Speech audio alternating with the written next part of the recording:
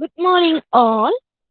Gives me immense pleasure to extend you a very warm welcome to the fourth session of our one-week online FDP on research methodology, conducted by Matoma College, Shungatra, in association with GDT TLC of MHRD, SGBT Khalsa College, Delhi University.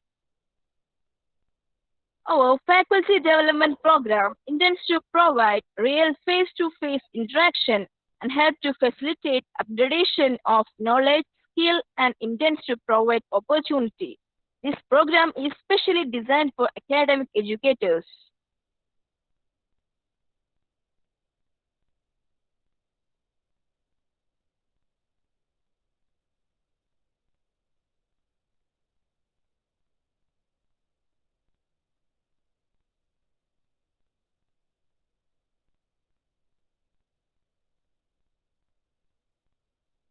Here, the one-week online FDP is organized in association with GDT TLC of MHRD SGBT Khalsa College, Delhi University on research methodology. As it is a technique used to identify, select, process, and analyze the information about a research topic.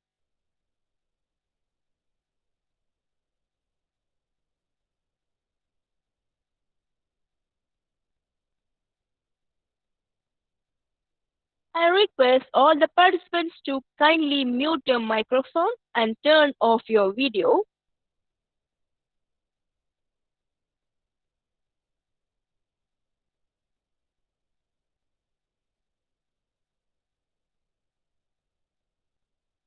A warm welcome to all to our fourth session of our one-week online FDP on research methodology conducted by Matoma College, Shungatra, in association with CDT TLC of MHRD SGBT Khalsa College, Delhi University. Our faculty development program intends to provide real face-to-face interaction and help to facilitate upgradation of knowledge, skill, and intends to provide opportunity. This program is specially designed for academic educators.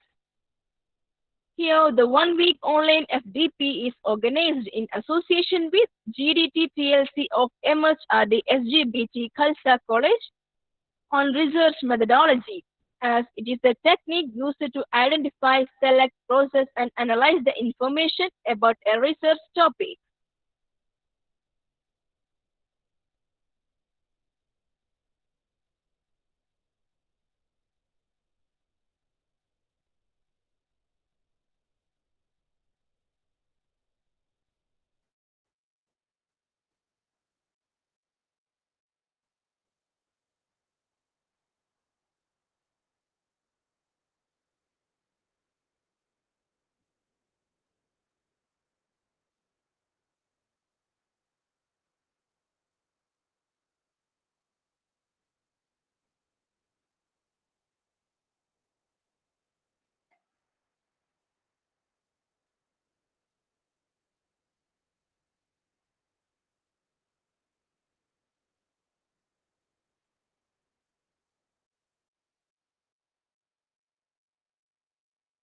Research and Postgraduate Department of Commerce, Matoma College, Shungatra welcomes you all to the wonderful session. I request all the participants to kindly mute your microphone and turn off your video. Let's begin the session with a silent prayer.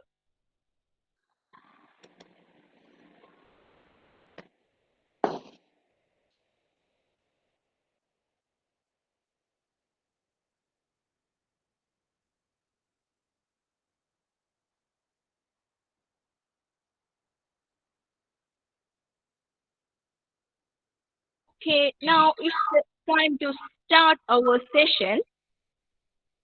Let's begin our session by inviting Mrs. Shruti S., Assistant Professor, Department of Commerce, Matoma College, Chungatra, for the welcome address. Ma'am, please.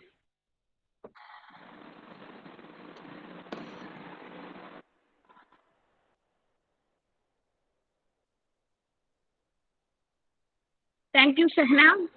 A very good morning to all. I am extremely delighted to welcome our resource person, Dr. Pradeep Kumar Singh, who is here to handle today's first session. We are indeed very lucky to have such an eminent resource person to handle the first session itself. Dr. Pradeep Kumar Singh is currently working as Assistant Professor, Department of Commerce, Bharathidasan Government College for Women, Pondicherry. Formerly, he worked as Assistant Professor at Department of Commerce, Mahatma Gandhi Government Arts College, Mahi. He has 27 years teaching experience of graduate and postgraduate classes. He had been awarded doctorate for the research work on VRS in public sector units in India by Bhopal University in the year 2003. His more than 80 research papers were published in different leading journals. He is a life member of distinguished academic associations. He is the recipient of many prestigious awards such as Distinguished Medal for the Best Research Paper, Young Researcher Award by Indian Accounting Association, Best Research Paper Award by University of Calicut. Today, he will be dealing a section on the topic QAD's questionnaire and data collection. We heartily welcome you, sir. I would like to take this opportunity to welcome our principal, Dr. Rajiv Thomas, sir, to this section. Welcome you, sir. Now, I would like to welcome Mrs. Rimsi James, Program Coordinator, Assistant Professor, Department of Commerce. Welcome, Miss.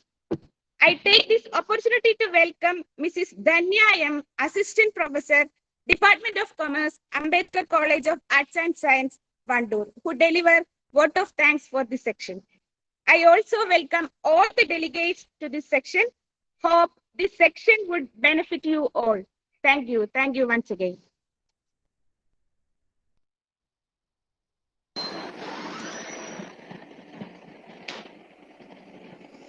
Okay, I invite respected Pradeep sir for presentation. He is a very eminent person. So I think that this session will be very beneficial to all the participants. Welcome, Pradeep sir. Thank you, sir.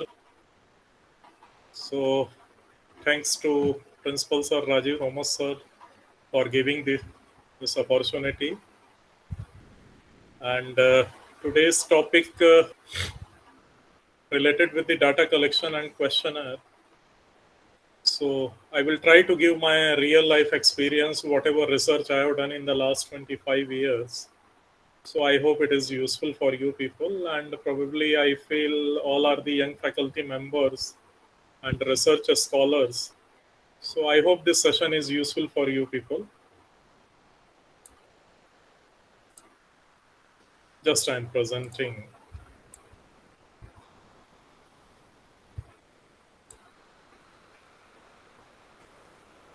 Can you see this PPT? Sir, full screen sir. Sorry, can you make it full screen, sir? Full screen? Yeah, full screen.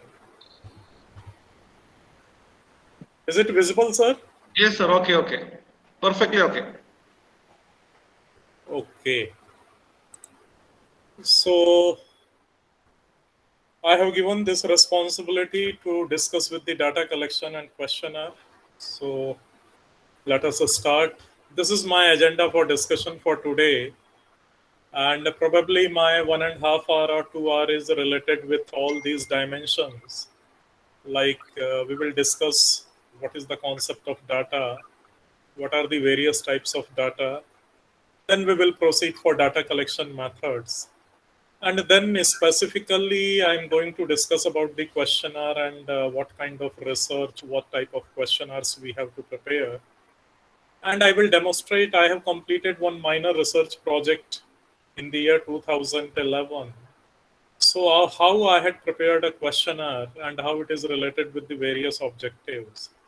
And then finally, I will going to discuss about some of my papers which were already published.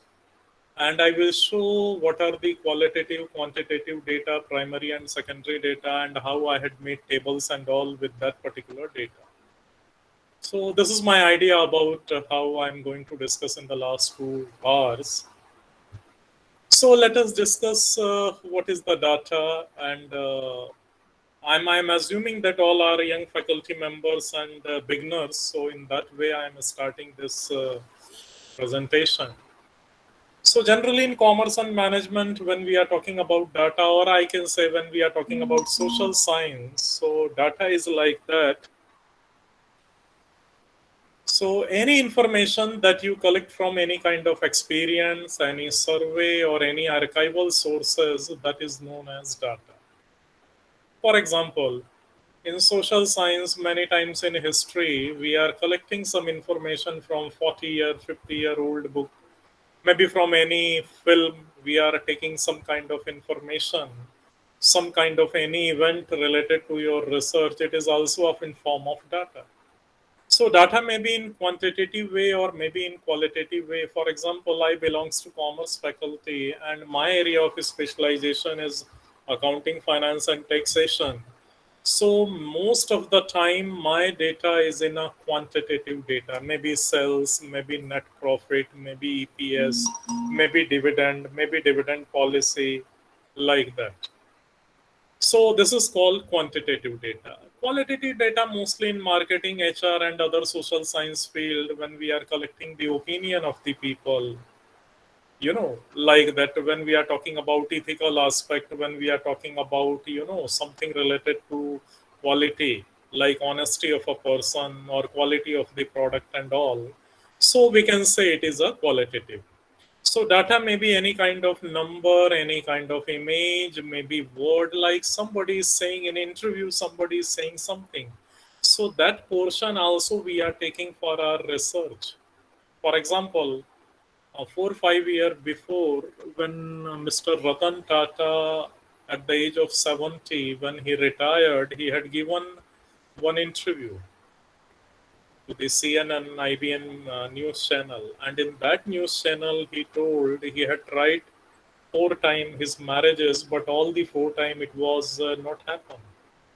So, this is one kind of word which will reveal he's a person that much busy in his professional work, so he had not that much concentrated on another part. So in that kind of some words we are taking, and that words we are taking in a reference for other research or other analytical views. Figures, obviously, some figures given by the government or companies, some factual information. Maybe factual information may be related to historical event or in a particular event, like pre-COVID and post-COVID situation is a one kind of factual information. Maybe any kind of idea given by the any expert in any particular research or any presentation or something like that. So these are the various dimensions of data when we are talking about. Another aspect is, as a researcher, we have to think data itself can't do anything. We have to convert data in a proper way, which is known as information. Like whenever we are collecting some data, we are arranging in a some systematic way, we are classifying in a meaningful way, then it is becoming information, and that information is very useful as a researcher. Like if I'm saying about intangible assets, if I'm collecting some information, like I'm talking about a manager and his honesty, and I'm collecting this data. But when this data I'm not classifying for a particular objective, it may not be converted in a form of information, and I cannot fulfill my objective. So research data is any information that can be collected, observed. Like in social science, observation is very important. People, they are observing a particular incident and noting down what is the fact, what is the figure, and based on that they are going for their analysis. Or it may be generated or created with the original research finding and all. So research data, we are also including non-digital format data as well as digital format data, like your laboratory notebook, especially in science field, or in humanities, we can say in psychology and all. So people, they are noting down behavior of a particular person after a particular situation, after a particular incidents, and they are noting down in a diaries or in their notebook, especially in science. Especially in science, people, they are noting down after every experiment, and then finally they are concluding something which is new. So data or information related to your objective of a study, this is most important, because ultimately we are all researcher, and whenever we are going for research, what is the purpose? We are collecting a data related to a particular objective. If your data is not relevant for your objective, then it is a wastage of time, wastage of information. So that is why whenever we are going to write any kind of research papers or any article even, or you are going for any research work, so what happened? First, we have to define our objective, and based on the objective only we have to collect, even though nobody is perfect. But we are collecting more relevant information or data, and again we are filtering. So we are going with the funnel approach. And after funnel approach, we are taking data or information which is very, very relevant for your objective, and easily you can find out your objective or whatever things you want to prove. So with this diagram you can understand what is the data, information and knowledge, and what kind of relation. As I told in the previous two slides, your data is nothing, it is a raw fact. So whatever raw information we are collecting, it is a data. But data we are converting in a form of information when we are giving some meaningful arrangement, some meaningful classification. Like if I'm saying in India population is 135 crore, but when I'm classifying it, male people 51%, female people 49%, then it is a one kind of information that male population is more as compared to female. Then you can try to find out what is the reason, especially in the last 40 years when we have a nuclear families, and in a family when you have only one or two child, so most of the family they have a boys, maybe because of social what is I can say pressure, especially in North India. Forget about Kerala. Kerala is exception. Even in Tamil Nadu, Andhra, and all, still male-dominating society is there. So there are many reasons. So like that. And again, when I'm classifying this one among the 51%, maybe 82% they are educated. Among the female members, maybe out of 49, hardly 72% people they are educated. So in that way, this information is useful for my different kind of research. And with this kind of information, again, when we are analyzing, scrutinizing, and arranging in a proper way, we are getting some clue. Like if same data, population data, if I'm saying in Kerala, probably female is more as compared to male. If I'm not wrong, this data is 1082 among the every 1000 male. So it is an exception among the all the other states. In Kerala is a state where female members are more as compared to male members. So what are the social reasons? What are the social classification for that? So this kind of knowledge is very useful for social research, like when we are, evaluating like financial inclusion or family status. So in Kerala as well as Northeast area, a female dominating society. Mother is having important role. Maternal system is there, but rest of the part is still paternal system is there.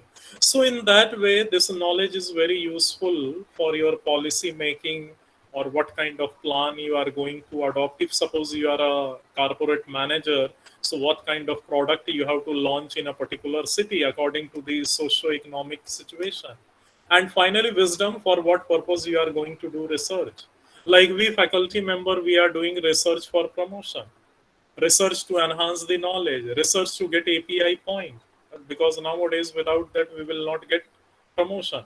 Or if you are a researcher, so you are going to do your PhD, so definitely you have a doctorate degree plus you have a research knowledge, and finally you may get a good placement. So in that way, so what I'm trying to say, as a researcher, you have to understand the difference between data, information, and knowledge. And once you are able to differentiate, then research is very easy. Easily you can understand what is the data, what is the information, and how to use this information to create knowledge and all. Here I have given one information, mostly it is related to the commerce side.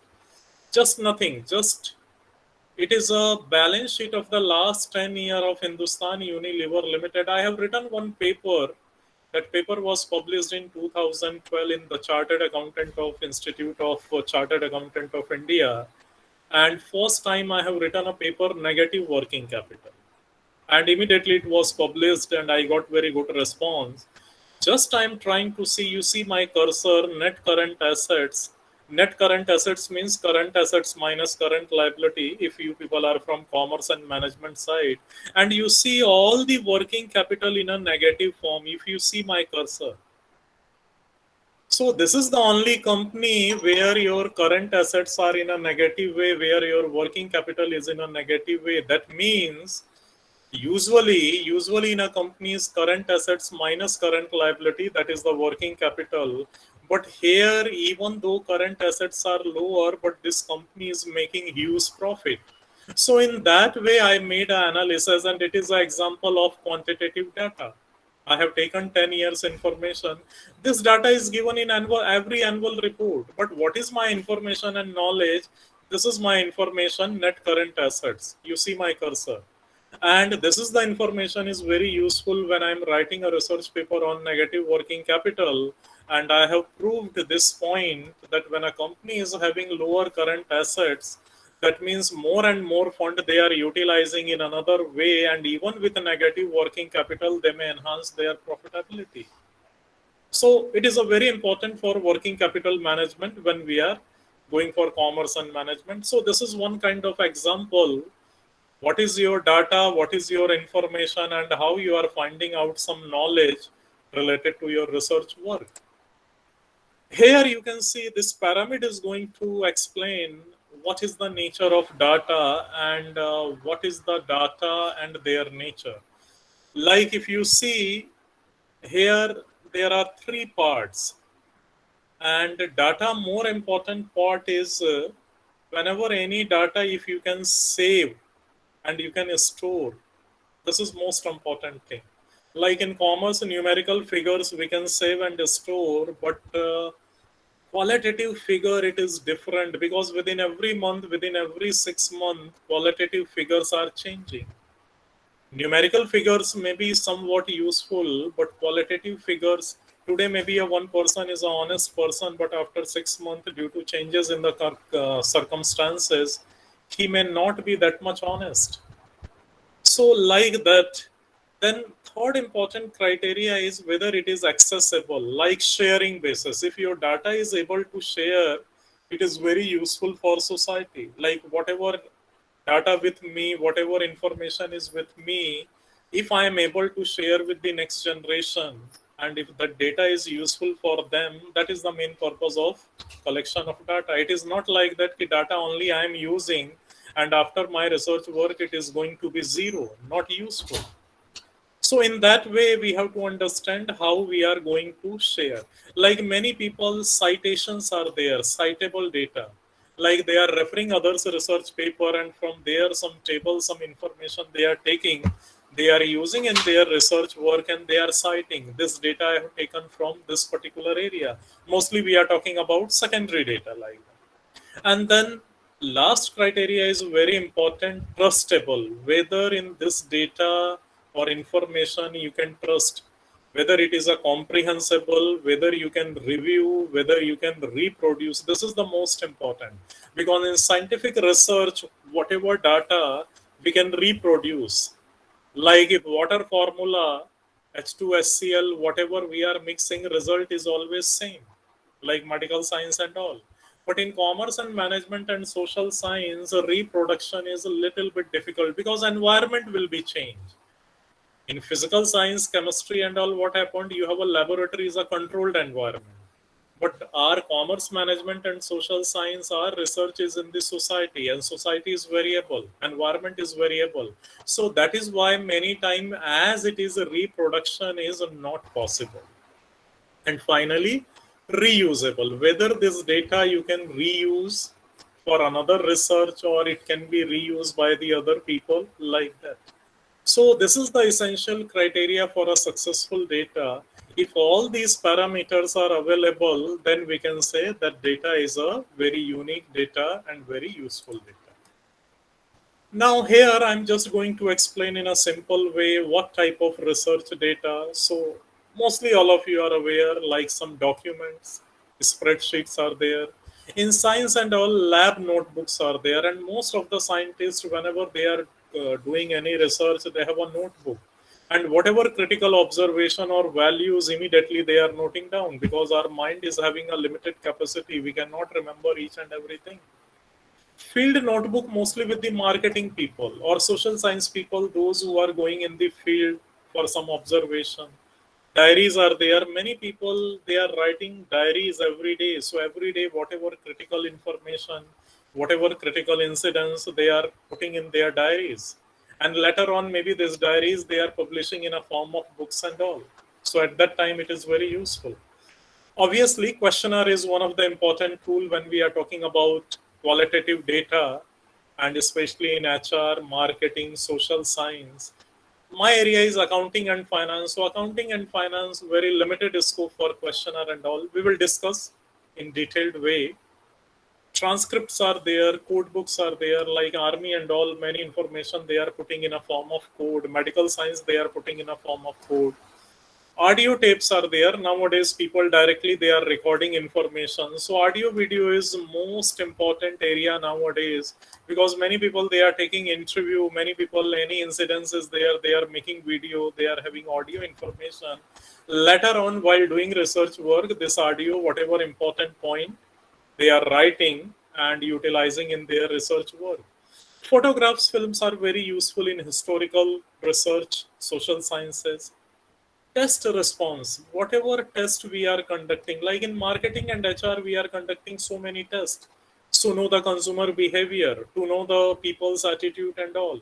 So whatever your observation, whatever result, that also we are noting down, it is a form of research data. Similarly, in science and all, specimens are there. In a specimen, different clues are there, different color combinations are there. Collection of digital output, nowadays whatever digital output, like in science and all, many research, many explosion digitally they are doing, they are not doing actually with the digital data. They are blasting in computer and they are collecting the values, and after 10-20 digital research, then they are going for actual research. So these are the various research data which we are using in real life situation. And some scientific area models, algorithms are there. And methodology and workflow, this is most important for production and marketing and all. Production, they have a workflow chart, methodologies is there, especially science and all. So that only you have to follow. Or if I'm changing my workflow little bit, what is the result, whether it is beneficial for the society or not. Likewise, that this workflow and all very important. And SOP, standard operating procedure, all the factories, all the medical science, even in truck driving, there is a standard operating procedure. So this standard operating procedure is your data. Whenever we are going to conduct, we have to follow. Similarly, protocols, many times when we are changing the protocol, like in zoology, botany, chemistry also, they have a protocols, how you have to conduct research, what kind of precaution you have to take. So all these we have to treat, because whenever any researcher is changing some protocol, what kind of result, so in that way we are collecting various protocols and information. Another source of data is observational data and experimental data. Like observational data mostly happen in the social science, because most of the time we are observing, even in marketing we are observing, even in HR we are observing, and mostly I can say sociology and psychology, many time observation of behavior, observation of attitude is very important. Here I will give one an example. When I was in North India, there is one factory called Parmaliwalis Limited, and once upon a time 350 workers they are working. and nearly 200 staff people they are working. They want to reorganize this organization, and they call an expert from Bombay, and 6 months regularly he is coming to the factories, he is meeting to the workers, discussing, but he is not asking what is the purpose. Simply as a normal person. And after 6 months, he had given a report which is very comprehensive for restructuring of a company, that among the 350 workers, 150 workers are not required as per workload, and you have to adopt VRS. Similarly, among the 200 staff members, 75 are not required because of computerization and other things. And finally, after 3 months, that company they had implemented VRS scheme, and slowly they had reduced their manpower. So this is the perfect example of observational data. So that particular expert, he has taken 6 months of time to observe workflow method, how people they are working, and finally he had given his report for VRS. So mostly in social science it is happened. Then experimental data, like it is captured in the lab, mostly it is related with the science people, and often you can reproduce. So that is why in science, 1,000 times, 1,500 times, they are making a test, and all the time when results are same, then we are making a particular medicine or particular weapon or particular equipment, and we are saying this range is 10 kilometer, 20 kilometer, like that. So this is called experimental data. So mostly experimental data is related with the science side. Similarly, simulation data, we are getting with the models, we are getting with the test, and input-output relation is there. Derive or compile data, it is also you can reproduce. Like nowadays, this data mining technique is there, 3D models are there. So same picture when we are going through with the 3D model or different way, what is the impact? People, whether they are liking or not liking. That is why nowadays this 3D televisions are coming, 3D computers are coming, like that. And reference data is basically, it is a static data, and generally people they are collecting with the previous research, and sometimes people they are referring in their information, like that. So there are various things here. With this particular chart you can go through. Mostly in social science, this is the situation. Either our data is in a quantitative data, like as I told you, all the values are in a numerical. Like my area is accounting and finance, so my most of the data I'm taking from annual reports. So annual reports data are quantitative data, maybe sales, maybe profit, maybe EPS, maybe dividend policy, something like that, or maybe a salary of the employee, DA and all, income tax liability, whatever may be. Qualitative data, mostly as I told, in commerce we are using in marketing, HR, and social science field, where we are concerned about the attitude, where we are concerned about the behavior of the people. And I think this one all of you are familiar. We are arranging in an ordinal, nominal way, or continuous way, or discrete way, whatever may be. That is another part of the data. So what I'm trying to say, as a researcher, suppose someone is starting, someone is beginner, so first you have to understand your data, whether it is in a quantitative data, and if it is a qualitative data, so with Linkert model and other things, how we are going to convert qualitative information in a quantitative form. That all we have to understand. And very simple classification is primary and secondary data, because the moment we are starting a research work, so this is the very beginning. So primary data, as we know, primary data is a data which is collected by a researcher first time for his own research work. So basically it is a raw information. Basically it is a new information which is not available in the society. So first time when you are collecting any kind of information which is related with your research, so obviously it is a primary data. And this data is more relevant according to your objective, because according to the objective you are collecting information. So objective and data, they are more closer, more than 90-95% relevance are there. At the same time, what happened, we have another format, secondary data. So data which is already collected by the other researcher, other organization, other companies, but that data we are using for our research work. Like as I told, in account and finance, I cannot collect directly any information. Companies, they are giving data in annual report. Annual report is a published document. And from that annual report, I am taking some figure according to the objective of my research work, and I am utilizing. Like last year, my one research paper was published, market capitalization and intangible assets. So many companies, they had given their information about market capitalization, but intangible assets are not there. So with this data, I had calculated the value of intangibles, and industry-wise analysis made by me. There are 8 type of industries. So what is the position of creation of intangibles and how they are reporting for intangibles? So in certain area, we don't have any option. We have to use secondary data.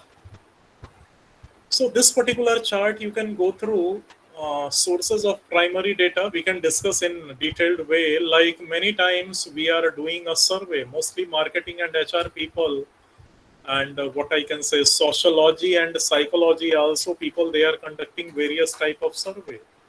So maybe in person, maybe in telephone, and nowadays mail surveys are there. Another one is very important, observation. Like as I told, many social scientists, simply they are talking to the people and they are noting down, they are observing in a particular state how people they are behaving. In a particular state, what kind of changes happen while people they are traveling. Likewise that. So personal observation, maybe they are like, if you see the Discovery Channel, many time they are showing the documentary about King Cobra, which is very, very popular in Kannur and Calicut area. And I have seen one documentary, one expert, probably he's a foreigner, he's observing what is the behavior of King Cobra when he's seeing a normal snake, and how he is, behaving, and how he's capturing and eating, and whatever other circumstances. So many social scientists, they are going for personal observation.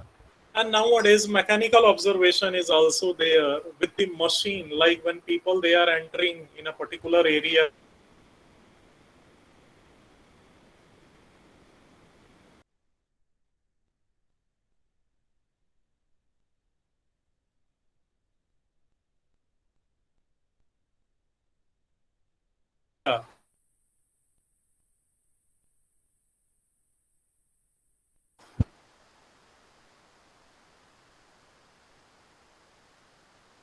Machines are there, how they are talking, how they are.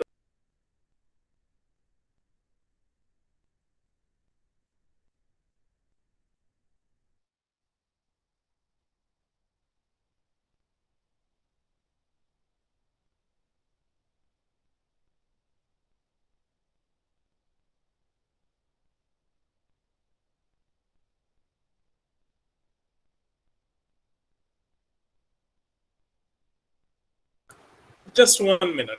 Just 1 minute.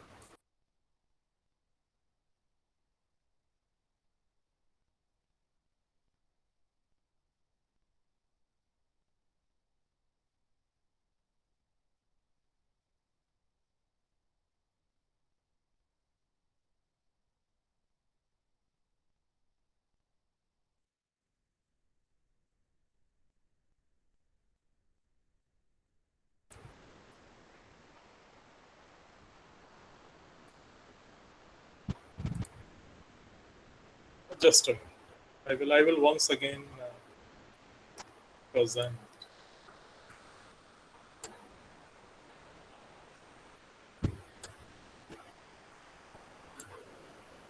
Yeah, tell me, can you see PPT? Anybody? Yes, sir. Anybody? Just okay, fine. In between, Yes. one urgent call came, so okay, fine. So I was talking about mechanical observation. So nowadays, what happened? Many cameras, many digital devices are installed in various places.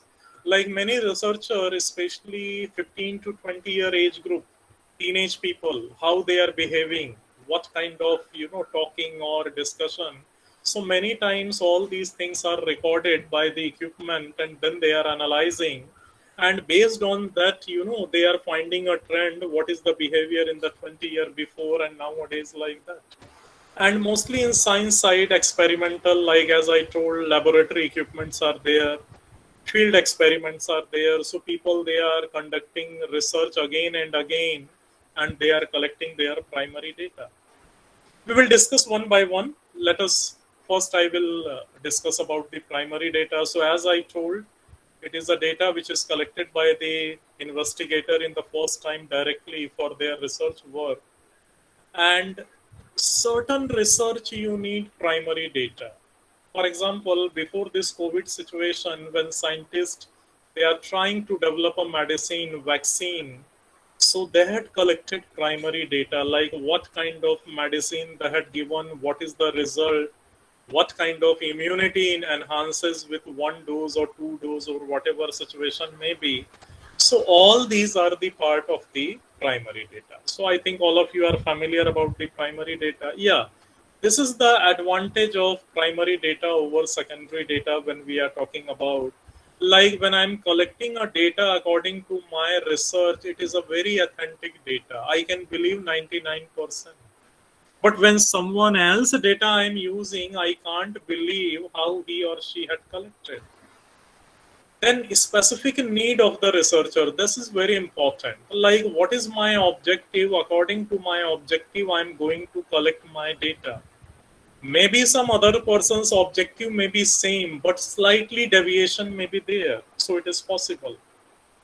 Contain more resources, like because you are familiar when you are collecting primary data, you know from where you have collected. So even in future, if you want to collect or if you want to modify your data, you know your sources and their reliability.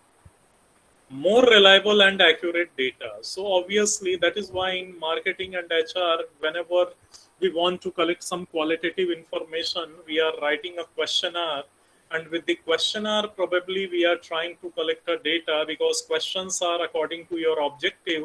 So that is why we feel whatever data we are going to collect, it is more relevant.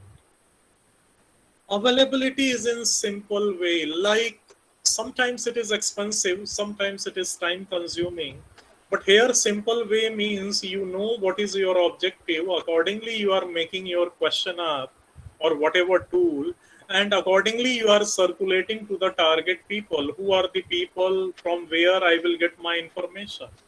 Like when I have done my minor research project, I have prepared a questionnaire, and I know when I'm going to collect information about intangible assets, so only CFO, Chief Financial Officer, or General Manager Finance, they are the people, they are in a position to provide me a data. Otherwise, normal employees, it is useless.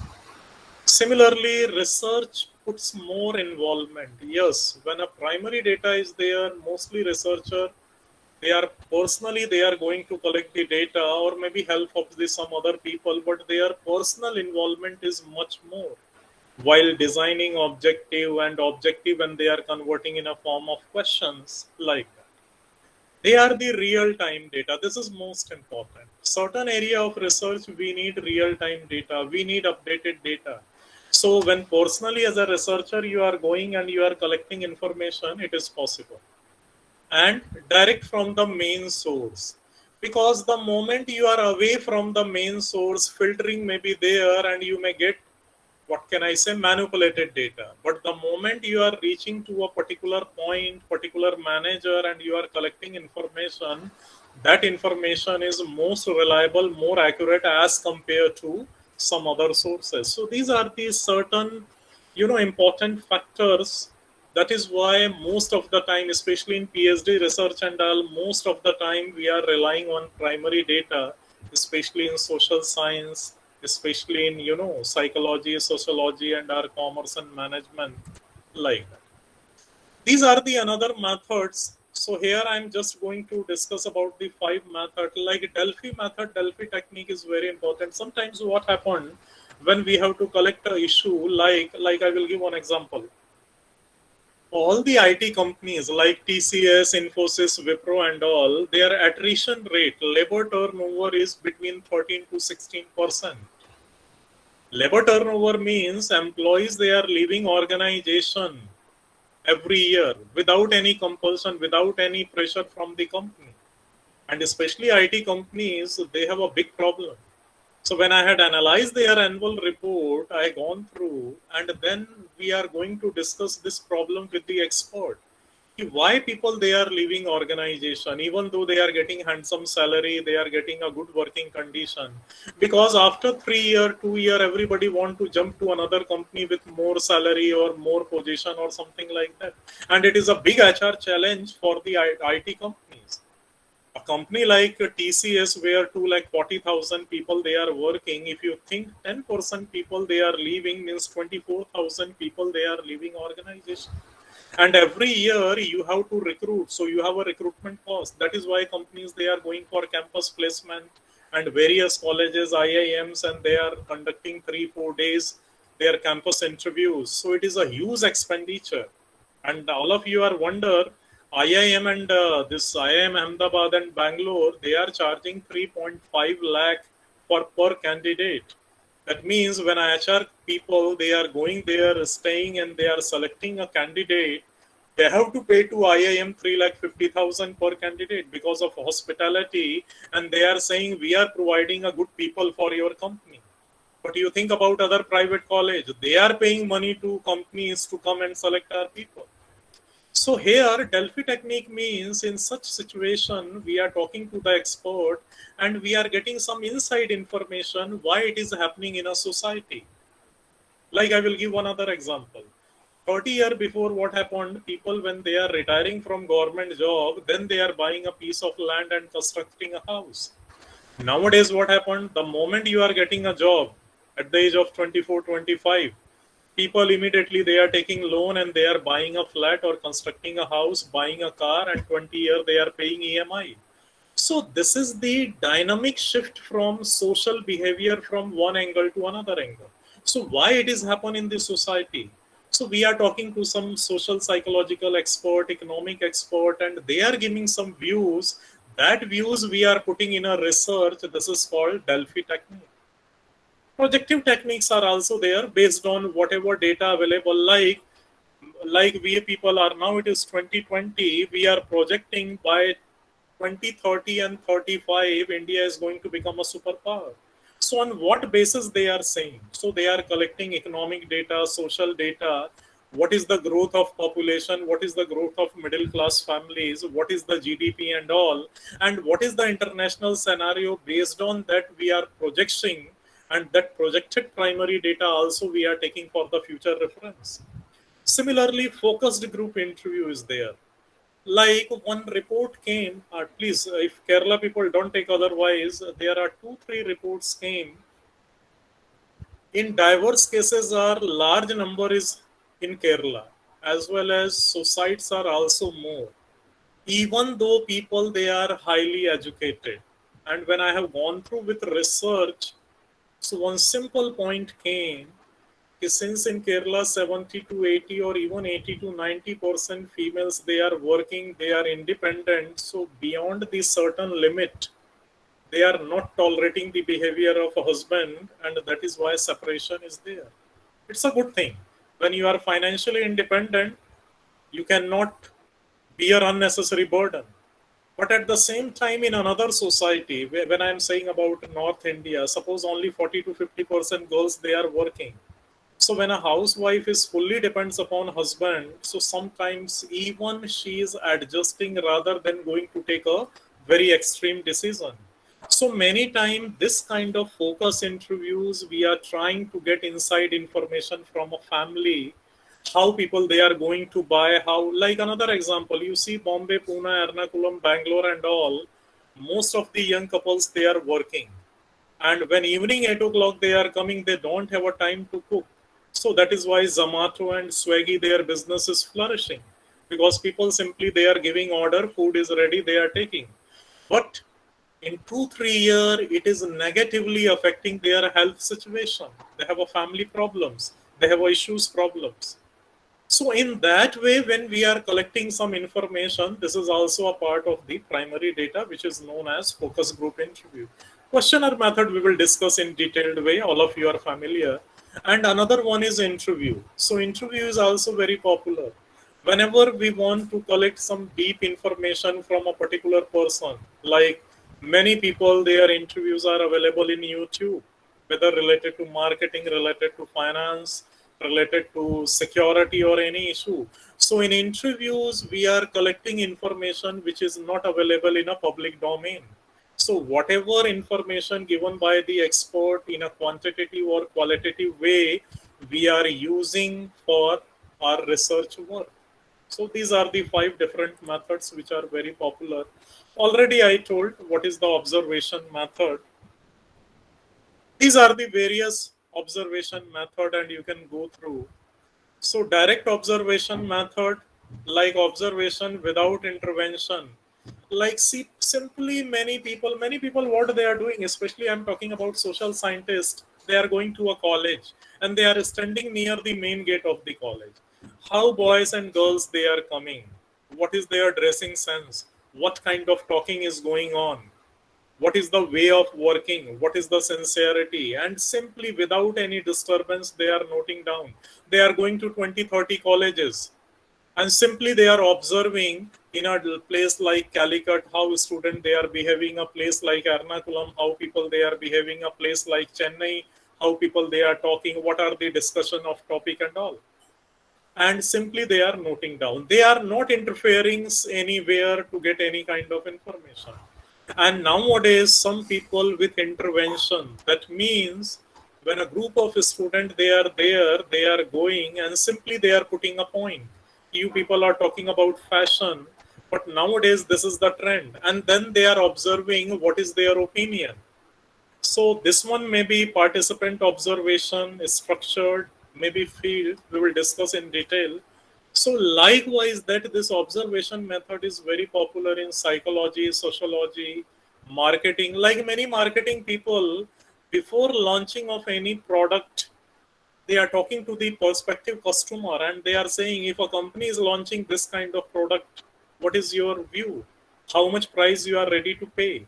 And with this particular information they are planning, they are going for product positioning, they are going for brand positioning and all.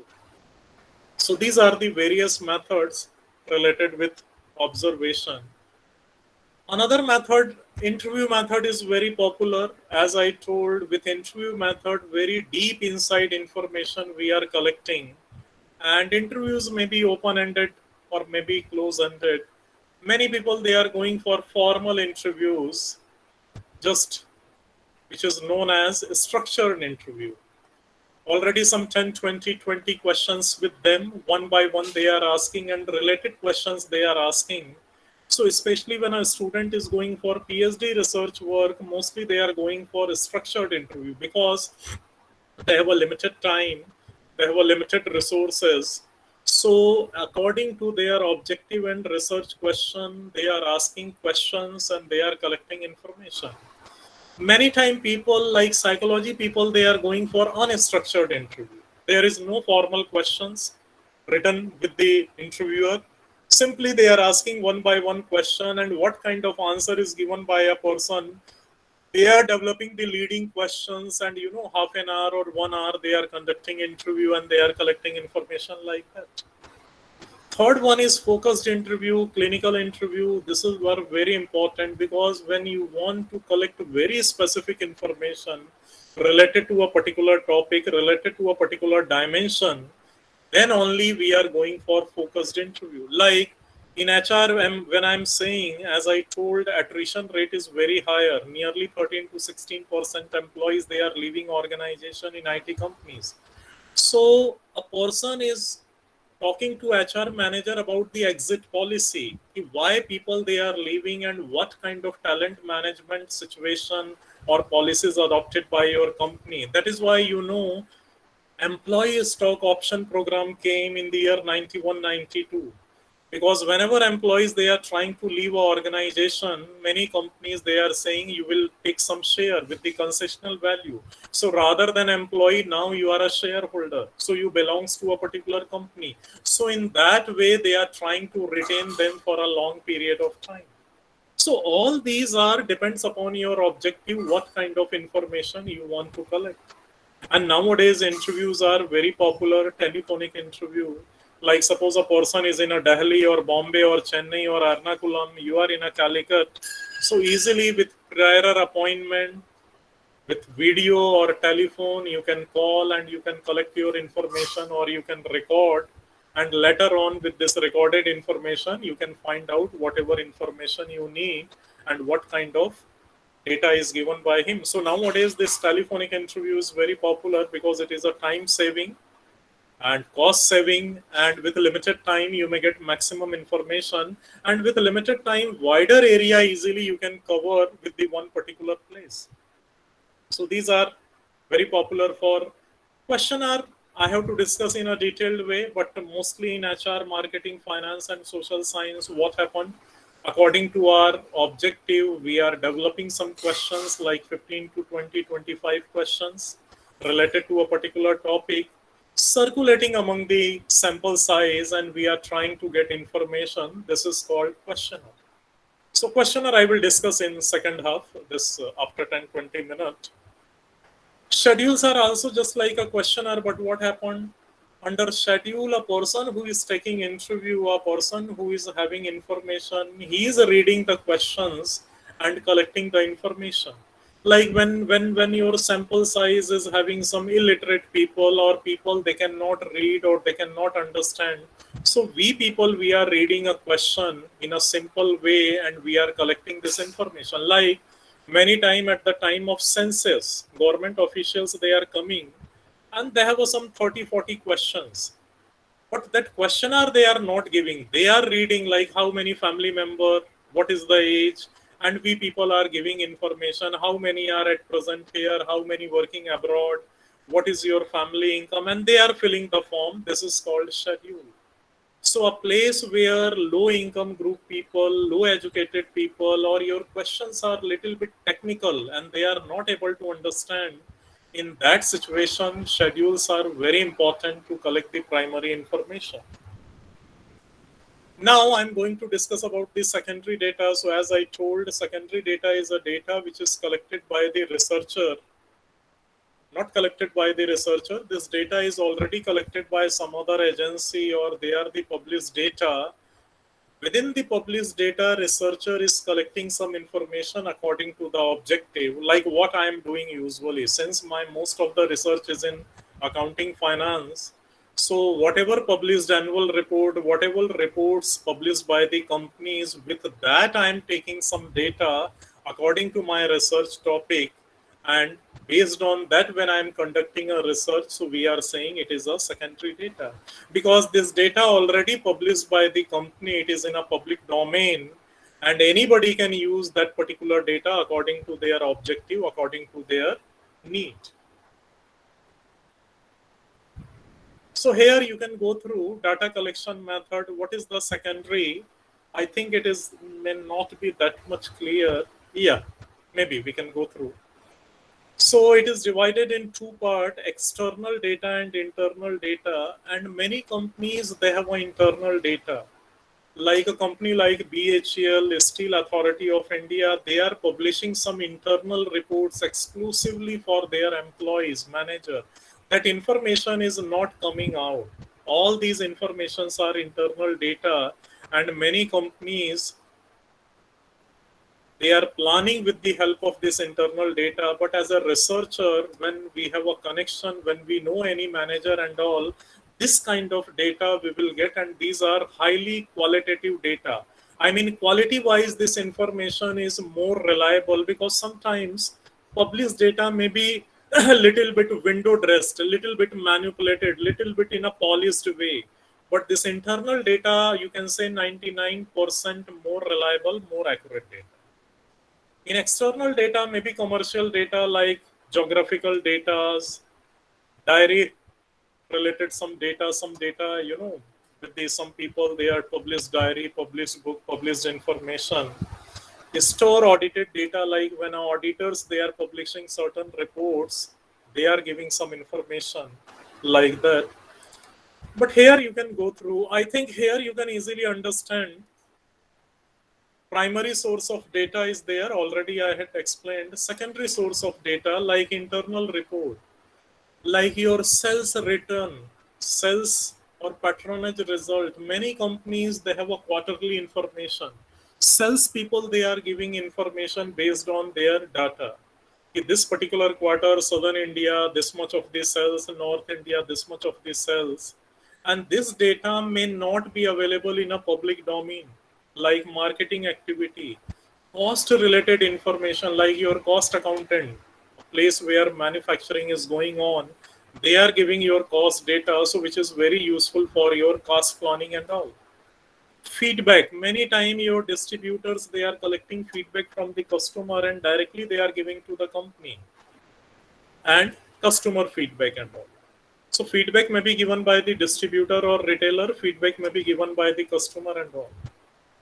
And you see external data, as I already told, maybe published data, maybe in electronic form, maybe in printed form, like government information, trade association like FICCI, CII, they are publishing, NASCOM, they are publishing their report and all. Many reports are coming in newspaper, like last week, so many news coming about the quarterly report, quarterly profits of the companies. From October, November, December, informations are coming. And today itself, news came yesterday.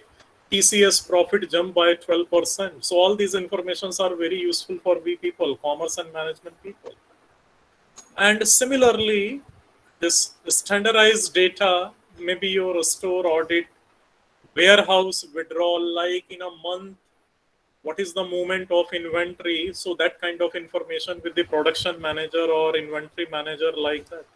So what I'm trying to say, there is a huge number of secondary data. But as a researcher, we have to confine to a particular data which is more near, more relevant according to your objective. Like when you go through with the annual report, and number of informations are there. Some are related with HR, some are related with marketing, some are related with finance, some are related with salary and all, some are related with intangible assets, some are related with the branch. But the question is, what is your specific area? For which purpose, for which area you need to collect, that you have to find out. That kind of precaution we have to maintain when we are going for any kind of research work. And here you can go through again another slide I have given, secondary data. Like here it is more clear, internal data sources, like internal department of a particular company. As I told, when I had conducted my PhD research work between 98 to 2003, BHL is one company, they have a published information as well as internal information only for managers. So since one manager is my relative there, so I got very important internal information.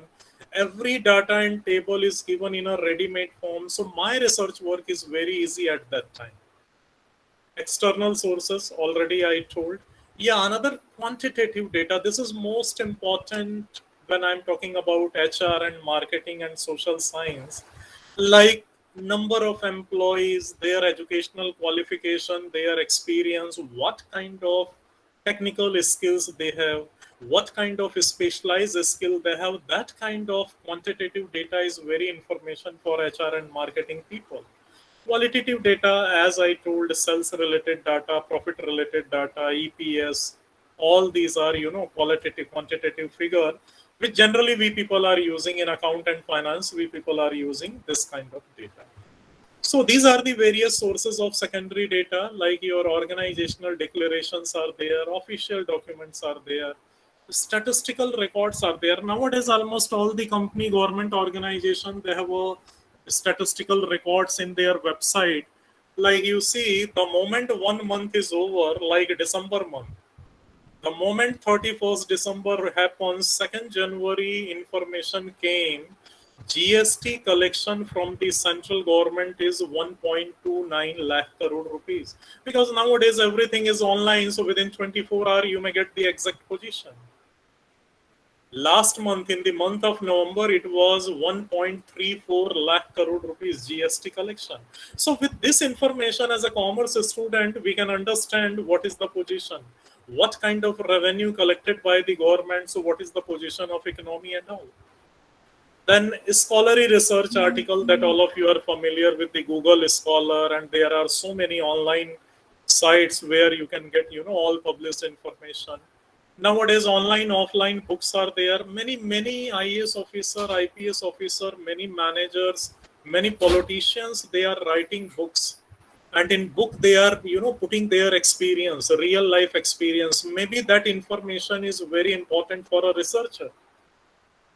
Like when Ratan Tata is writing his autobiography, that information is very useful for commerce management. But when a politician is writing, like Natwar Singh, he has written one book, One Life is Not Enough. So he had, mentioned from Pandit Nehru to Indira Gandhi and Rajiv Gandhi and Sonia Gandhi what happened. So maybe a political science student, this book is very useful as a secondary data when they are analyzing political views or political system of India. Pre-reviewed journal, all of you are familiar. Magazines are there, like many professional magazines are there in which data are coming. Libraries are there, and nowadays digital libraries are there. Netflix is there. What is called Inflibnet. Inflibnet is there, so you can access almost all over Indian libraries and all. So diaries are there. Diaries are very personal information, maybe psychological or maybe opinion, which a person is writing when he's in a peaceful condition. And many big people, many great leaders, many great businessmen, always they are writing their diaries. And these diaries are motivational factor after a 5 year or 10 year, when they have a depression or when they have a different kind of situation.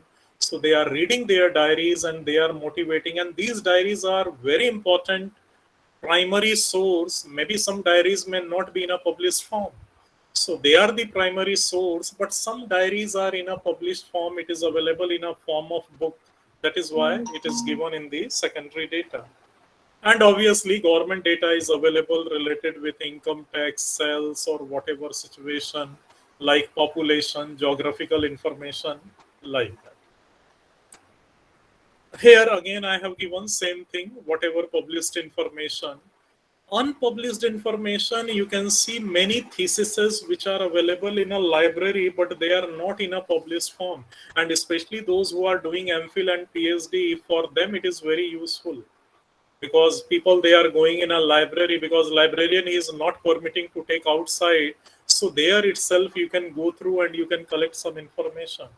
As I told, unpublished internal reports of many companies like BHEL, Steel Authority of India, and many more. One important thing is when we are going to use secondary data, some precaution we have to take, because secondary data, as I told, collected by some other person with the other objective, and maybe your objective may be entirely different as compared to other person. So with the same data, when you are using for your own objective, slightly deviation may be there. So that is why you need, little bit adjustment, little bit precaution. So reliability of data, who had collected this information? Like when I'm saying any IIM, IITs, they are collecting some information and preparing a report, and with that report we are going to take some data we can believe, like CII, FICCI, NESCOM, government agencies. When all these people, they are publishing a data, so we can believe and we can take some data for our research work. What is the source of information? This is another informant. And even in a government agency, when they had collected information, so when any data is taken by the statistical organization or NSSO, National Sample and Survey Organization, we believe that really they had collected a good piece of information. Otherwise, sometimes manipulation may be there. Similarly, suitability of data, like whether data is given in terms of rupees or in terms of unit, what kind of information you need. Because sometimes we need information in a form of units, but it is given in a form of rupees. So you have to convert. And what is the objective? Like when government is collecting information like your age, your income, your family expenditure, their objective is entirely different. But when we people are going to collect, suppose I'm working in a private firm, private company, I'm a marketing manager, and when I am going to collect this kind of information, this information objective is entirely different. So many times when government people they are coming, people they are giving wrong information. Suppose salary is working in a private company, salary is 1 lakh, people they are saying income is 40,000, like that. But when a private company is coming, even as many time person they are getting 1 lakh salary, they are saying 1 lakh 50,000. So in that way, we have to understand whether this data is suitable for we people or not, and whether data is adequate or not according to your objective. These are the precautions we have to take. In social science, another very important method is content analysis. And even in commerce and management, whenever we are going to collect qualitative information, we are going for content analysis. Like many annual reports, information about the product, information about the management, information about the standard operating procedure, information about the corporate governance, everything is given. We have to take some information, convert in a numerical form or convert in a specific form, and we have to use in a report. Like many people, when they are writing a research paper, corporate governance, content analysis is one of the useful information. Like I have written one paper, talent management by Indian companies, and I have taken a sample of 30 companies. So at that time, I had used this content analysis method. This is the one of the appropriate method through which qualitative information we can convert in a quantitative form, or we can use according to the research objective. So what I'm trying to say, in content analysis method, most of the area is qualitative area. Even though for HR and marketing, this Likert scale is there, 1 to 7, 1 to 5 range we are giving.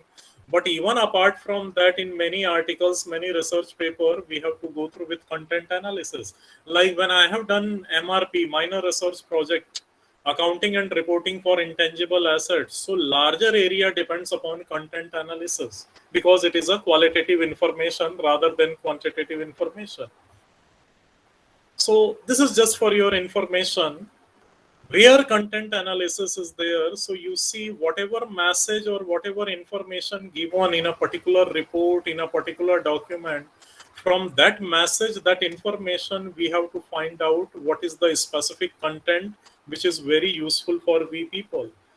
There are n number of reports published by the RBI, published by the government, published by the PricewaterhouseCoopers, Ernst and Young, so many consulting firms. But within that, where this information is useful for we people, there we are going for content analysis. So as a researcher, we have to understand where is the literature and which part of the literature is very useful, and from where we have to take some information in a form of content. So nowadays, use of content analysis is also very useful, like detection of existence of idea. Whenever we are taking an interview, some people while talking, they are giving some idea. So that idea we have to note down, that idea we have to take. Similarly, intention and focus of communication. When a person is talking, what is the intention? In what intention he is talking? Many people, they are talking about financial intention. Many people, they are talking about political intention. Many people, they are talking about the social intention. Maybe expenditure, maybe something like that. So that we have to understand. Then attitude and behavioral response. When I'm asking something, how a person is giving a response, while giving a response, what kind of attitude and behavior? For example, when you are talking to a professor, you may get a different way of response. When you are talking to an expert, you may get a different way of response. When you are talking to a IPS officer, you may get different way of response for same question. When you are talking to a IS officer, you may get different way. And when you are talking to a politician, you may get different response. So which response is useful according to your objective, that you have to find out. And you have to determine the psychological and emotional situation of a person. Like when someone is getting a big award, his emotional situation may be entirely different. as compared to other situations. Suppose someone's son or daughter is coming after 3 years from USA after completing a study or PhD. At that time in airport, their emotional state of mind is entirely different as compared to the previous situation. So in that way, we are, especially in psychology and sociology, people, they are taking this kind of situation. So here I had put it some advantage and disadvantage. I think I can focus on another area. Yeah. Now I'm coming to my main part after data collection. What is the questionnaire and how we have to prepare questionnaire and all. So as you know, all of you are aware, questionnaire is nothing. It is a set of the questions which is prepared by a researcher related to their objective. So mostly a good researcher who knows about the research, what he's doing, is writing research question. Based on research question, he's preparing objectives, and objectives they are converting in a form of research questionnaire. So maybe for one objective there are 3 to 5 questions. Maybe 1 or 2 questions is enough. It depends what kind of your objective. So generally, suppose I'm talking about a research paper, there are 3 objectives.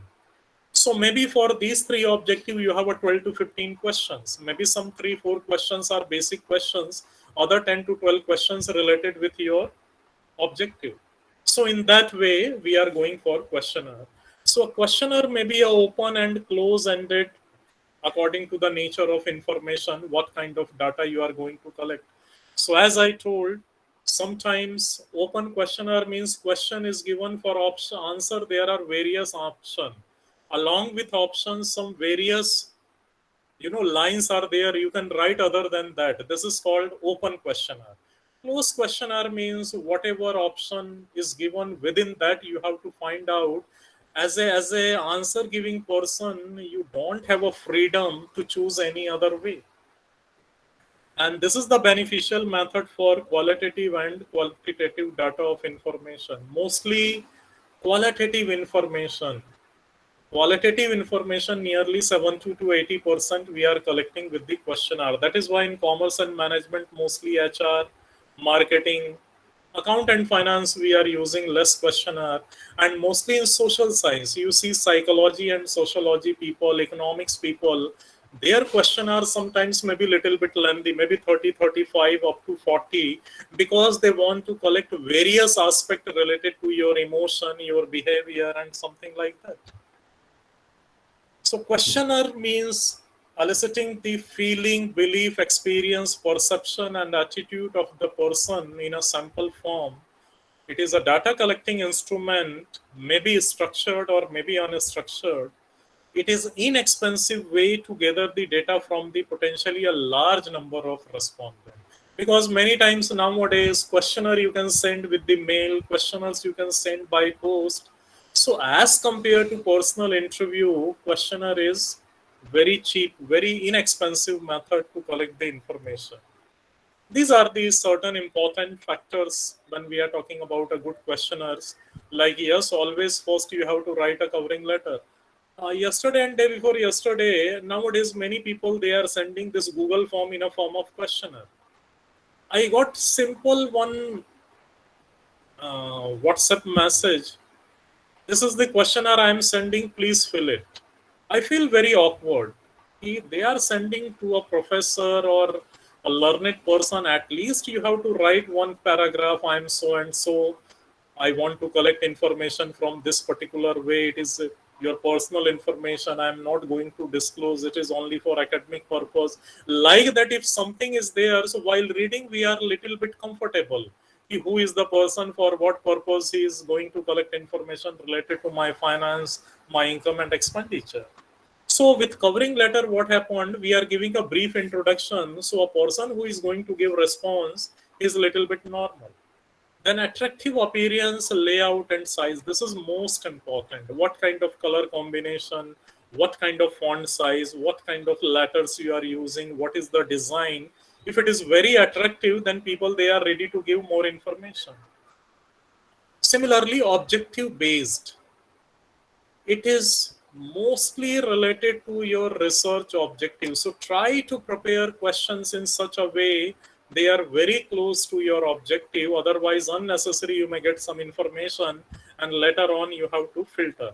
Appropriate wording. Wording should be very clear, no double meaning word, or it may not create any kind of confusion. Sequence should be a very logical sequence, like generally 4-5 questions, personal, then slowly it is related with your research objective number 1, 2, 3, 4, 5, like that. Brevity means very precisely you have to function practicable. This is another very important point. Whatever you can prepare a questionnaire with the n method, but what is the simple way? Like many times they are putting in one question, they are putting 7 options, and for each option there are 3 sub options. Many people, they have a confusion, they are not able to understand how to give the answer of this kind of question. And most important, validity and reliability, because nowadays after questionnaire you have to process your data, and obviously we are going to use research tools and all, maybe chi-square test, f test, t test, whatever may be. So validity and reliability is most important. So your questions in such a way that whatever ranking or whatever information you are going to collect, it should be validate with the research tool like. These are the certain functions of questionnaire, like translate your research objective into specific questions. As I told, one objective we are converting in a form of 3-4 questions. So that technique you know when you know how to prepare a questionnaire. Then standardize those questions and response category.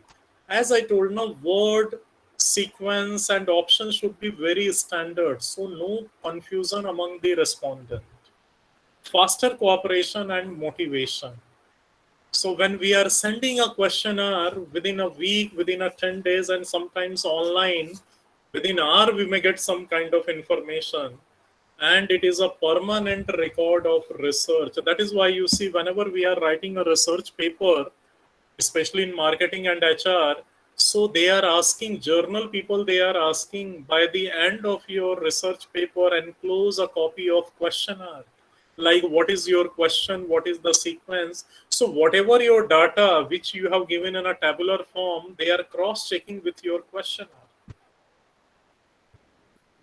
These are the certain advantages of questionnaire, like it is a low cost, free from the bias of interviewer, because we are sending a questionnaire, we are not there, so a person who is giving response is free, without any pressure or without any hesitation, he is giving all the answers.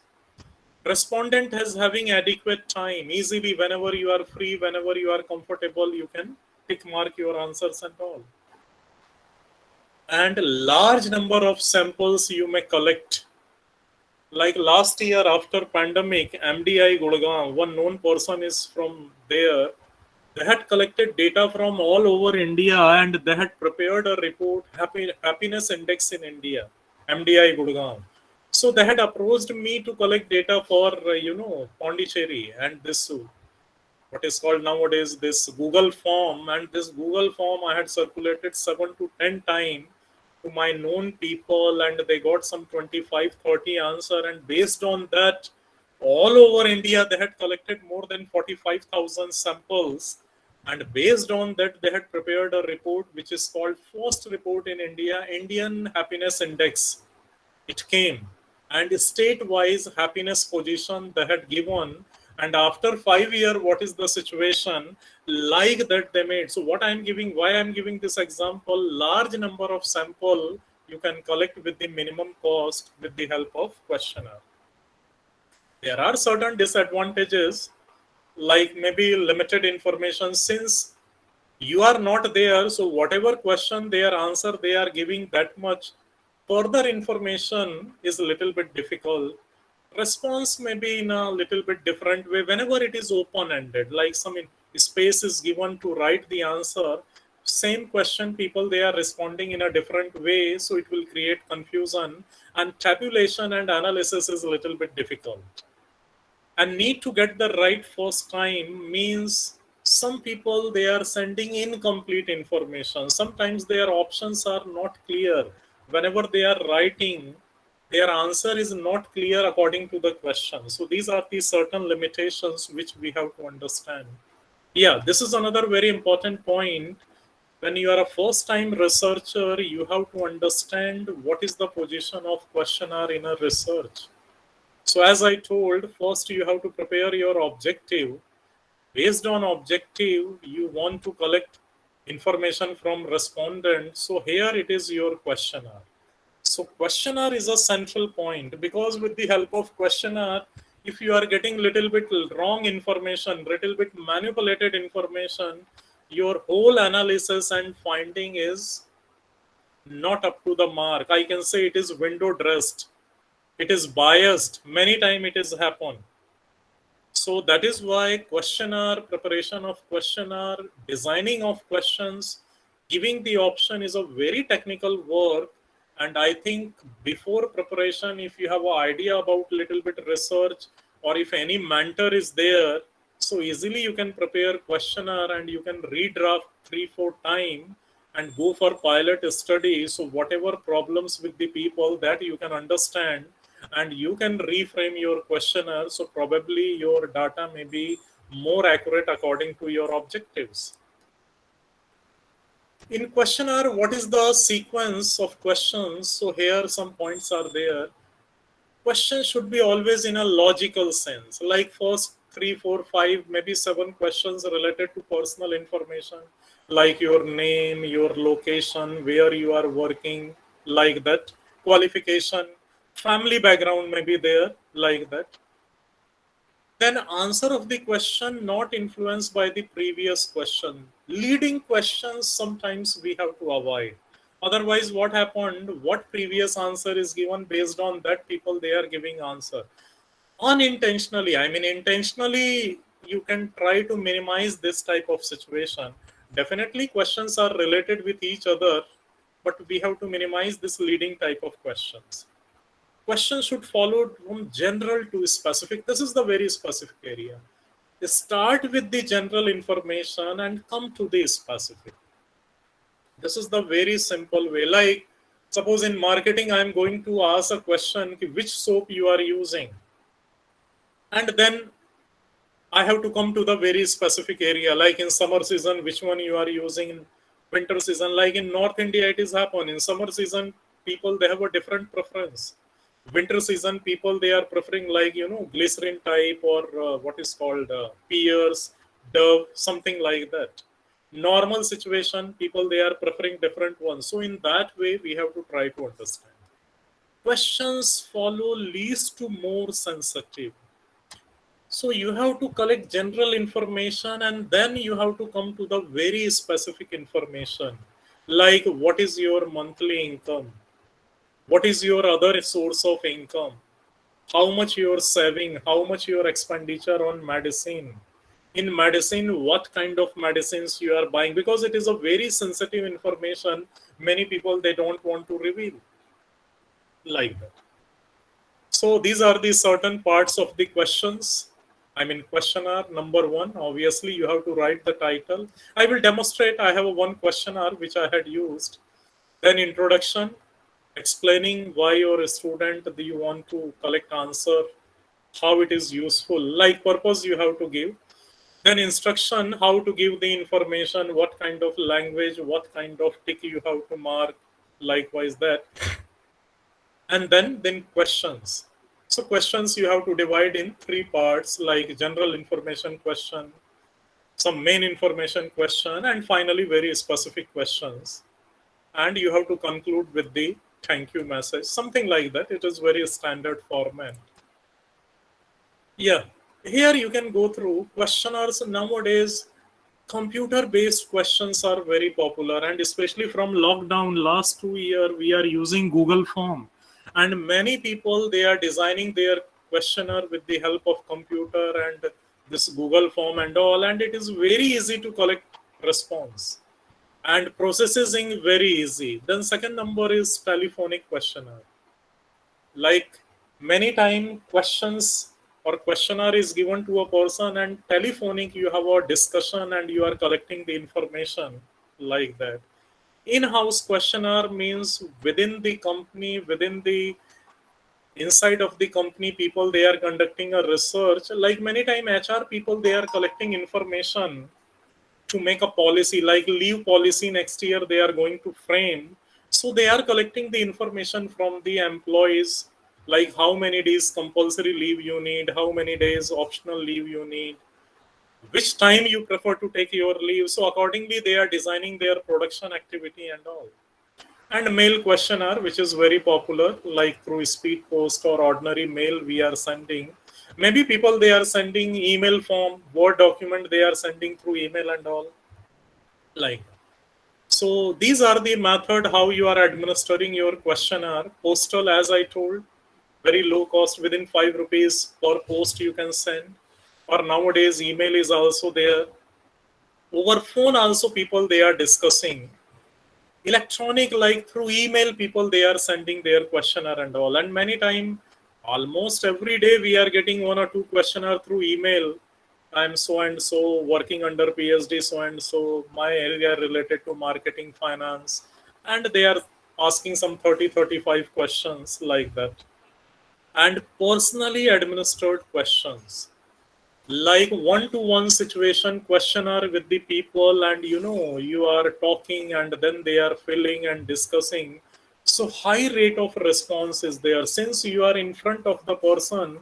So within 30 minutes, within 10 minutes, he is trying to complete. Wherever he is having doubt, he is discussing with you. Like many PhD research scholar, when they are going to school and colleges, they are doing like that. They are circulating among the student.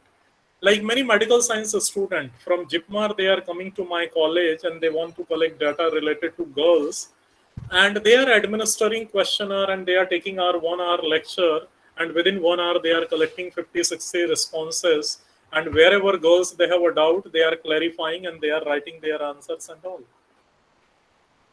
So this is the chart. You can understand how you have to frame a questionnaire. So problem definition is there. Then relevant secondary data, what you want to need, what you want to collect, that you have to decide. And accordingly, you have to go for interview or other method to collect the information. And writing the specific research objective, this is most important, for what purpose you are going to collect your information.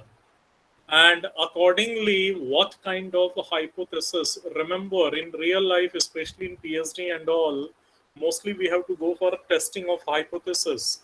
So while framing a question, connect your question with the objective and design your questionnaire in such a way that whatever information you are going to get, whether it is a quantitative or qualitative, easily you can use any one or two tool to test your hypothesis. Because nowadays testing of hypothesis is almost in every thesis rather than general discussion, and people, they are using various types of tools and all. So these are the very specific point which we have to consider when we are talking about questionnaire. And I think, yeah, this one you can go through. This is the designing process. Determine content of the each question. Determine what kind of response, whether yes or no, or whether four option, or whether tick mark, or maybe something else. Then develop wording for each question. Wording should be very simple and clear, no double meaning, no confusion among the respondent. Because sometimes we are using very difficult word, easily people, they can't understand. Like rather than important information, many people, they are using vital. So some student, they are not familiar what is the meaning of vital. So according to the respondent, we have to use a simple word. Then sequence of the question is most important, and that you can decide with your supervisor and your mentor. Then pre-test is very important. Pilot study, maybe 10-20 people you can distribute and try to collect the information and what is their real life problems while giving the answer, so that you can correct with the help of pilot study. And then you can finalize your questionnaire, and maybe you can distribute for your 500 or 1000 sample size, or whatever maybe, whatever your final data structure, I mean sample size and all. Another important thing is you have to translate in a different language. Like obviously many people, when they are collecting all India survey, Hindi or English is there. But suppose I'm going to collect some information from Kerala, obviously I have to translate in a Malayalam, at least English, and at the same time in a Malayalam. But otherwise, many people, they may not understand. So that also you have to understand. But when it is academic writing and all learned people, so I think English is a common language.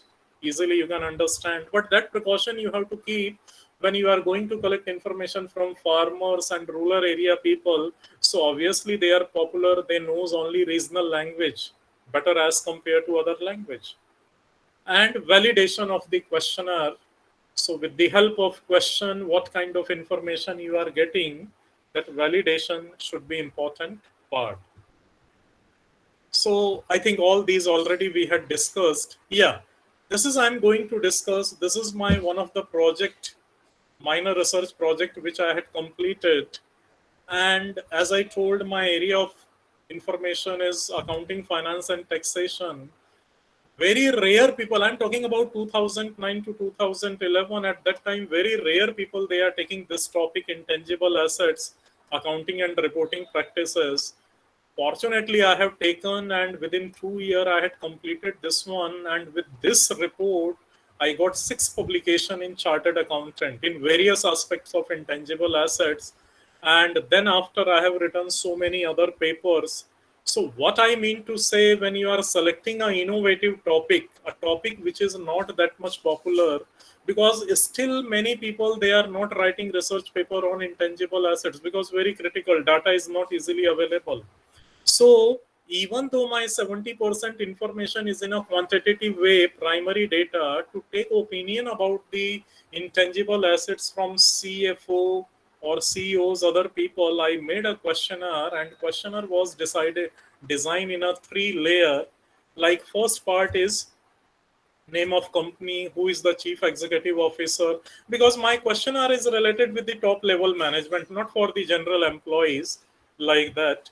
So that is why responsible people, chief executive officer, chief financial officer, and what kind of your company. Like at that time my sample was 8 companies, 8 industries: pharma, FMCG, infrastructure, like that, automobile, IT sector, like that. 8 industries I had taken, and at that time 60 companies I have taken within 8 industry. In every industry 6 to 8 companies, those who are leading based on the market capitalization. So in that way I have written the name of the company. Then here these questions came: how you are going to describe intangible, means their opinion. So here I have given some space. Then list the 5 in order of your importance. What are the important intangible assets for your company? Some marketing companies like FMCG, they may write brand number 1. Okay, like pharma companies, they may write their license and medicine formulas. IT companies, maybe they write number 1 softwares. Likewise, that according to their preference I had asked. Then, does your company has a system of monitoring and measuring intangible assets? So yes, no. If yes, then I have given another option. What are the tools and what are the methods you are using? So these are the various methods for intangible assets, like balance scorecard, human capital or human valuation, intangible assets balance sheet. Like at that time, Infosys, TCS, they are preparing 2 balance sheet, one without intangible assets, one with intangible assets, like that. Then brand valuation, value added statement, value reporting, all these options I have given. So which method they are following, based on that they can go for tick mark. Then since when you have implemented this system, suppose if they are having intangible assets valuation system, what old this method? Maybe very recent, 1 year, maybe 1 to 3 year, maybe 3 to 5 year, maybe 5 to 10 year, or more than 10 year. And how it is benefited for the organization. If yes, then I have given option how it is going to benefit it. Write the 5 options. And do you think better disclosure practices are required? Since my area of research is mostly confined to account and finance, so this disclosure and reporting is very important aspect. And how valuation of intangibles is question number 10. how it is very important for financial improvement or disclosure and reporting like that. Then question number 11, do you think valuing intangible assets in financial statement is very useful? So whether yes or no. Then here I have given what kind of intangibles are in your company and whether you are identifying and not. So this is based on content analysis. When I have gone through with their annual report, I came to know these are the items, they are the part of intangibles. So according to their preference, they are going to tick mark what kind of available in their company. As I told, nature of company is different. Like a FMCG brand name is very popular, distribution network is very popular. But when I'm talking about IT companies, software and employees, they are very important. Likewise, that I had put it. This last point, non-compete agreement is very popular in automobile and pharma company, which is a very important intangible assets. And then other area and point number 3, personal information like your name, who is giving answer, name, designation, what kind of age, what is your qualification, like maybe he's a professionally competent person, like CEO, CFO, mostly they are chartered accountant or company secretaries or MBA with reputed institution. So likewise that I had made this question. And then here some descriptive information. In this particular organization, you are from how many years you are holding this particular situation. So with that, I can understand what kind of specialized knowledge they can understand about intangibles and what is the situation. So this is very, simple questionnaire to collect some qualitative information related to intangible assets. Now, 4-5 research paper, I will show you where what kind of data I have used. This is the paper last year it was published, last to last year. And you see cursor, last one, shareholder value creation through market capitalization, a case study of FMCG company. So it's a full empirical research work like that. And again, as I told, my research area is accounting and finance. So mostly this is my methodology. 6-year information I have taken from the 8 leading in the FMCG companies. It is related with exclusively FMCG companies. Okay. So various tools and all I had used, everything I have given here. And this is the table. And actually it is a secondary data. Secondary data I have collected from these companies from the last 6 years. This is the average of the last 6 years. And what is my total market capitalization, what is net worth, and difference will be an intangible asset. This is my own calculation, all these. And then ranking is given, who is number 1, who is number 2, number 3. So in accounting and all, this kind of method of data collection, and in that way you have to analyze. This is one table I had put it just for your information, and it is a secondary data, not based on questionnaire. It is a purely secondary data, but secondary data I have to arrange according to my objective, and I have to calculate all these intangible assets. Last 4 columns I have to prepare based on the first 2 columns. And in that way, you have to write your finding and all. So this is based on content analysis and data. How I have written, what are the important points which is related to my research work. Similarly, this is another my research paper published in Research Bulletin of ICWAI, Talent Management, and it is a theoretical paper. It is a theoretical research paper, and in this particular paper I have taken content analysis method, because as I told, TCS and all, they are having large number of attrition. So how they are going to maintain their talent, how they are going to retain, for that purpose I have written. And this table I had made with the content analysis. I have gone through with the annual report, and a large number of information is given. So according to my objective for each and every company, I had collected specific information and put it in a tabular form. So as a researcher, as an audience, you can understand which company is following what kind of method and what is the method used by the various companies. like that. So this one I have taken for the top 20 companies based on the market capitalization. Then this paper, one table I have given negative working capital by the Indian companies. This one I have written in 2012, and probably at that time this was the first paper written on negative working capital. Many people, they are writing about working capital management, but nobody is writing about negative aspect of paper. And even I got 3-page review of this page by a chartered accountant from CA Institute. So this kind of, and here you can see this one also secondary data taken for a particular company like ITC. All these are published data, but some specific knowledge I am going to show. Like whenever it is in a negative form, you see my cursor, profitability is very higher. So that kind of knowledge I had produced with the help of negative working capital. So you see I have taken from ITC company, Hindustan Unilever Limited, HUL, all the year you see in a bracket means it is in a negative form.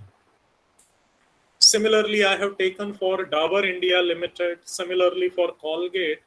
What I'm trying to say, according to the nature of your research work, you can go with the primary data and secondary data. So commerce and especially accounting and finance, you have a very limited chance to go for primary data. So that is why I have gone through with the all secondary data. But no problem, you can use secondary data, but you know how to present, how to relate with your objective. That is the most important point. Like this paper is a case study paper. This paper I have written in 2005, exclusive working capital management in a Lupin laboratory. It is a purely case study empirical research work.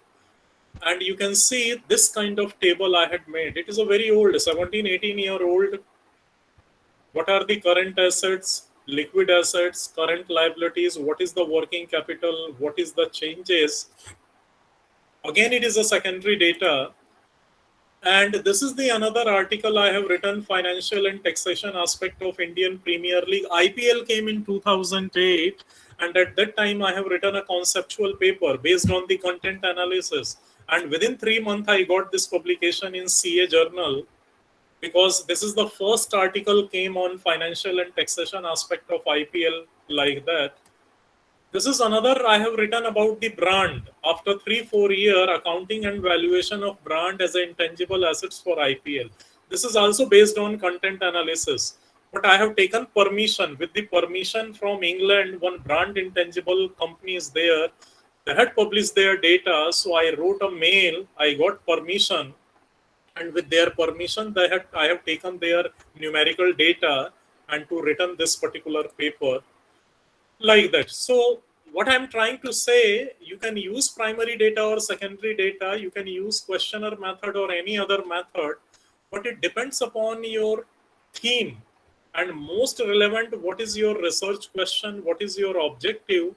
Accordingly, you have to collect relevant data, maybe primary data, maybe secondary data, maybe with the questionnaire or maybe with the any other method. So it depends upon researcher knowledge and experience, what kind of knowledge you have, what kind of before PhD or before writing a research paper, what kind of work you have done. This work is supporting to frame a questionnaire, to connect your questionnaire with the objective. So in that way, when you are doing, I think it is more fruitful and very precisely you can design your questionnaire and you can conduct your research work. So that's all from my side. Any question or anything? House is open for you people.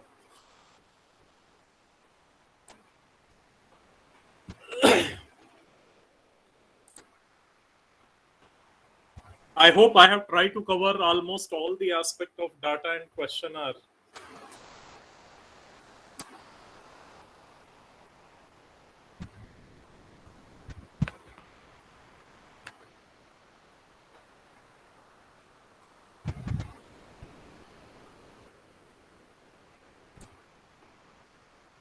Yes.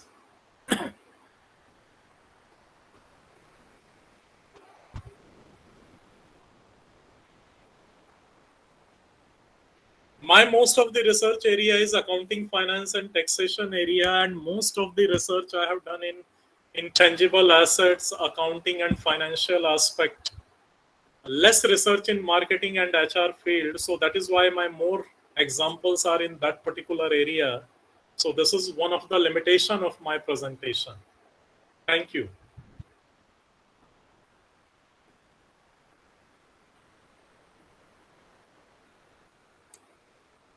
So any Sorry for the questions from network anybody? issue. Yeah.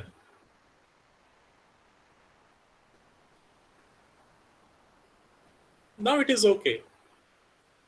Now is the time for interaction. If any participants have any doubts or queries, you can either unmute your microphone and ask to our resource person, or you can post in the chat box. Anybody? Please.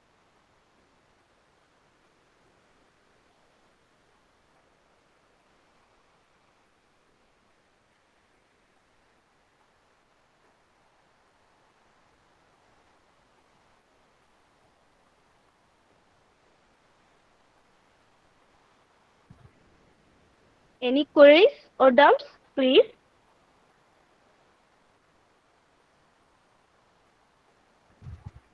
So I can see so many students are also, I think, somewhere in your hall and all. So any student, anybody want to interact or anything you want to discuss, most welcome.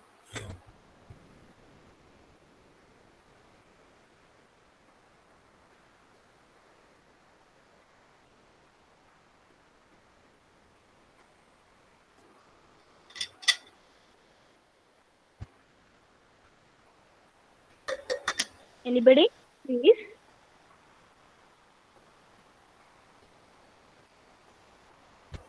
I hope there is no doubts and queries from the participants.